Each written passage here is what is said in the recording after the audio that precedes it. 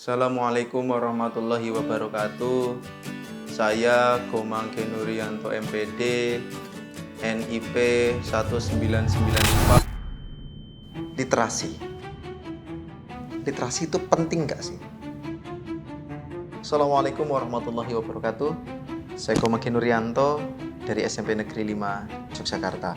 Saya tulis dalam esai saya bahwa literasi itu tidak penting. Bahkan kadang saya sampaikan ini di beberapa studi-studi kolaborasi di SMP Negeri 5 Yogyakarta. Beberapa tamu datang, bahkan mungkin bertanya-tanya, kenapa seorang ketua literasi, seorang kepala perpustakaan sampai mengatakan bahwa literasi itu tidak penting. Ya, saya sampaikan literasi itu tidak penting kalau literasi itu hanya sekedar kemampuan membaca, kalau hanya sekedar mengeja rumus, atau bahkan hanya statistik portofolio saja. Itulah yang saya sampaikan bahwa literasi itu tidak penting. Data dari PISA dari tahun 2012 sampai dengan 2022 itu cenderung menurun kemampuan literasi numerasinya, kemampuan literasi membacanya, kemampuan literasi sainsnya. Dampaknya apa? Dampaknya sangat nyata. Anak-anak itu memiliki daya tahan berpikir yang sangat rendah. Yang kedua, anak-anak juga tumpul dalam bernalar kritis.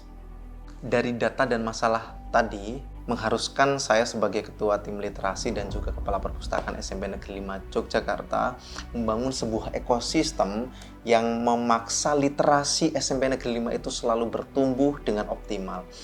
Ada 5 program yang menjadikan ekosistem literasi di SMP Negeri 5 Yogyakarta menjadi optimal. Yang pertama adalah pembiasaan 40 menit membaca di awal minggu.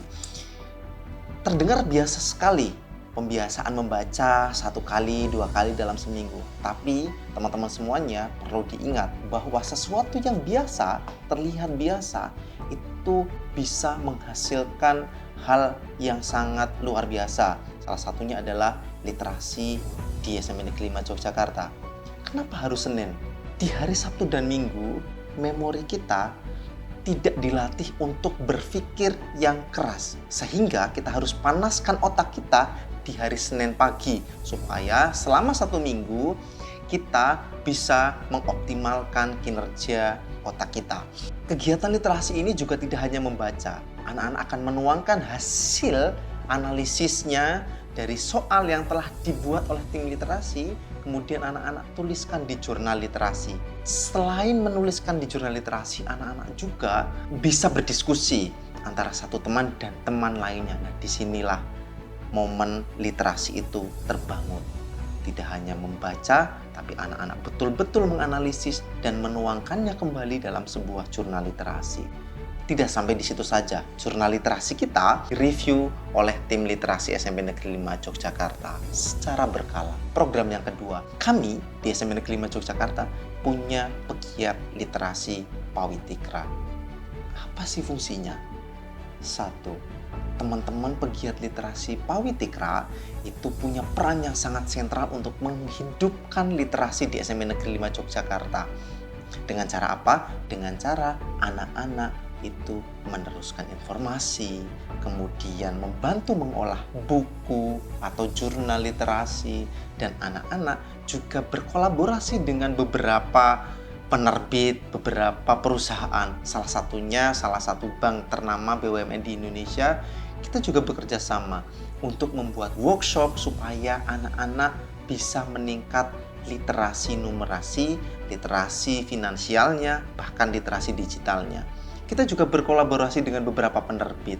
Salah satunya adalah dengan Bintang Belia, salah satu penerbit buku yang cukup ternama. Kita juga membuat beberapa buku setiap tahunnya, baik itu antologi puisi, antologi cerita pendek, antologi, bahkan di tahun terakhir menerbitkan 3 buku.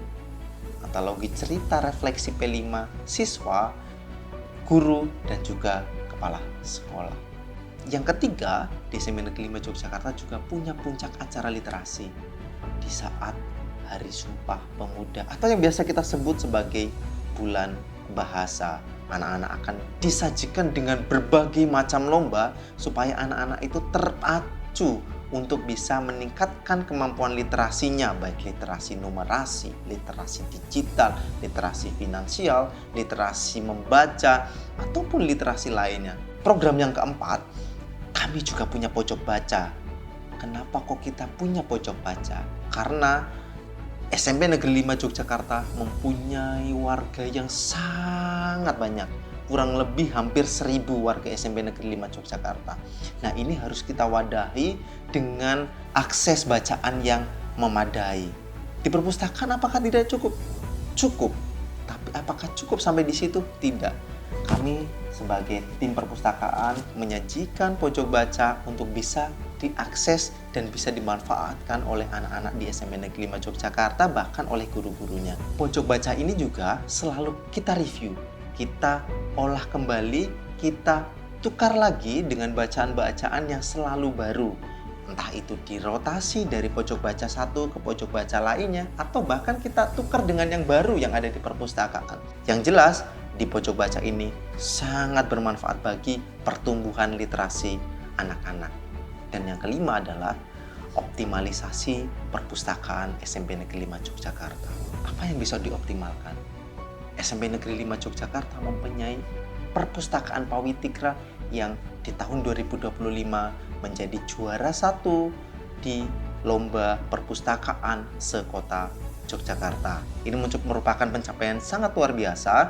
Karena apa? Karena sinergitas anak-anak, siswa, guru, orang tua, dan semua warga sekolah dalam memajukan perpustakaan SMP Negeri 5 Yogyakarta. Mulai dari standar pelayanan, standar saraf, semuanya sangat optimal dan sangat diminati oleh anak-anak. Data dari kunjungan anak-anak setiap bulannya itu lebih dari 1.000, bahkan hampir ribuan menyentuh angka 10.000. Itu pencapaian sangat luar biasa. Mungkin tidak bisa dicapai oleh beberapa perpustakaan sekolah di Yogyakarta atau bahkan di Indonesia. Dari perpustakaan tumbuhlah bibit-bibit literasi yang optimal. Apakah program ini bermanfaat bagi anak-anak, bagi warga sekolah, atau bagi lingkungan sekolah? Saya bisa pastikan bahwa program ini sangat bermanfaat bagi sekolah maupun teman-teman yang telah kolaborasi dengan SMP Negeri 5 Yogyakarta. Ini bisa dilihat dari rapot pendidikan SMP Negeri 5 Yogyakarta yang selalu meningkat dari tahun 2022 sampai dengan 2025. Apalagi kalau kita lihat dari ranah literasi dan numerasi kita. Yang kedua, dampak konasi. Berdasarkan data, kunjungan di perpustakaan SMP Negeri 5 Yogyakarta setiap bulan, setiap tahun mengalami peningkatan. Tiap bulan kita melihat ribuan anak-anak datang ke perpustakaan. Itu merupakan tanda positif bahwa pembiasaan berliterasi di SMP Negeri 5 Yogyakarta sangat berdampak bagi anak-anak. Yang ketiga, manfaat berkelanjutan. Ini juga menjadi sebuah hal yang bisa kita banggakan. Kenapa? Karena sudah banyak teman-teman dari sekolah lain yang studi kolaborasi di SMP Negeri 5 Yogyakarta dan bahkan sampai mengimplementasikan beberapa program yang telah diterapkan di SMP Negeri 5 Yogyakarta, khususnya di bidang literasi. Teman-teman, kenapa video ini saya sajikan dalam bentuk yang berbeda?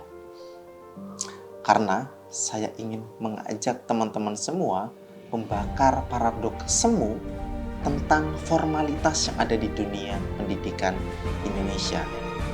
Mari kita tumbuhkan ekosistem berpikir demi pendidikan Indonesia yang semakin maju.